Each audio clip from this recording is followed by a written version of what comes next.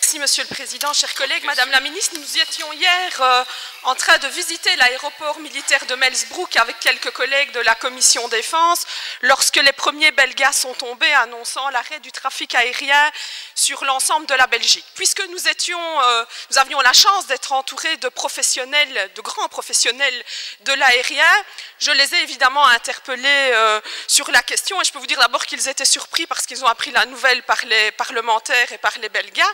Et puis ils étaient surpris en m'expliquant que dans ce cas-là, en cas de panne, il devait y avoir un système de backup qui reprenait le relais, ou si c'était un problème électrique, les groupes électrogènes devaient se mettre en route. Ils étaient aussi étonnés de la durée de la panne et aussi de son étendue géographique. Alors j'ai été d'autant plus surprise ce matin en lisant dans la presse que la panne aurait été provoquée par un système de secours. Étonné dans ce pays où depuis des mois on nous parle régulièrement de possibles ou de pénurie de courant, que les systèmes de secours n'aient pas été testés. Alors ma première question, Madame la Ministre, est-ce qu'en tant que ministre de tutelle, vous avez fait tester les systèmes de secours, que ce soit de Belgo Control ou de la SNCB ? En matière de politique aérienne, vous serez d'accord avec moi pour convenir que ce qui compte, c'est la sécurité.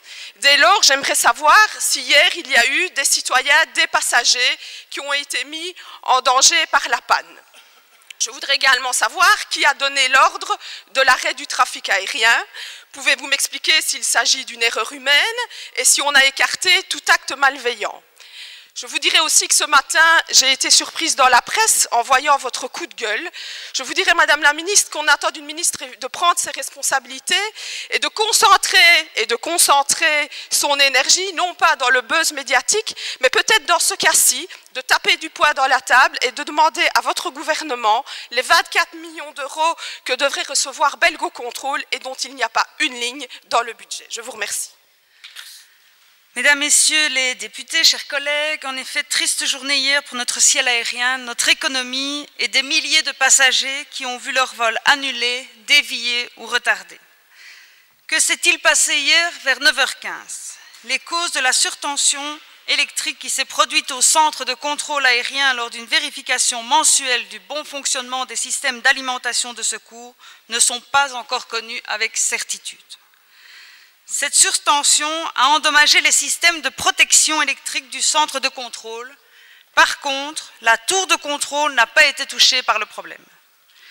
L'ensemble des systèmes critiques de Belgo Control dispose d'une alimentation de secours par générateur ou batterie. Tous les mois, ces systèmes font l'objet de vérifications. Pour une raison, et je le répète encore, inconnue mais en cours d'investigation, une surtension électrique s'est produite. Cette surtension a endommagé les protections des équipements informatiques. L'installation électrique a fait l'objet d'une certification par un organisme agréé en juin 2014. La certification est valable pour 5 ans. Les services techniques de Belgo Control ont tout mis en œuvre pour rétablir progressivement les systèmes et réparer les pièces endommagées.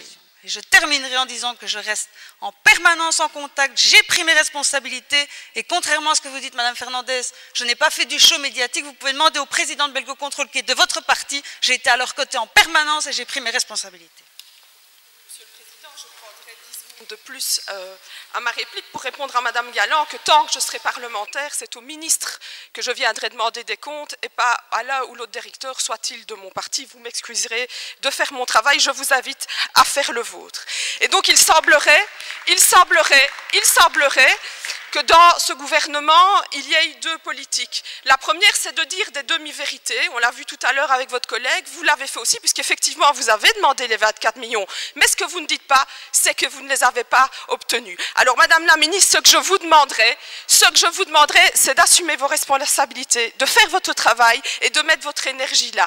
Je terminerai par dire que le sous-financement de Belgo Control est à l'origine de la politique d'austérité menée par ce gouvernement qui, dans ce dossier, comme dans le dossier du nucléaire tout à l'heure, met la sécurité de tous les citoyens en danger.